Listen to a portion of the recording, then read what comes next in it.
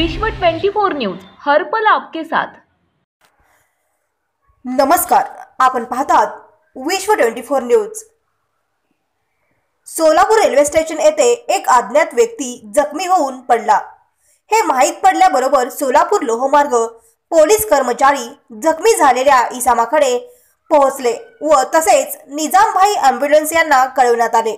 निजामभाई ॲम्ब्युलन्सवाले आपली काळजी घेऊन जखमी इसमाला सिव्हिल हॉस्पिटलमध्ये दाखल केले। निजामभाई ॲम्ब्युलन्सचे चालक यांनी आपली मोठी कामगिरी दाखवली। पिंटू पाटोळे, निजाम सरकार, सुलतान शेख, एजाज सय्यद।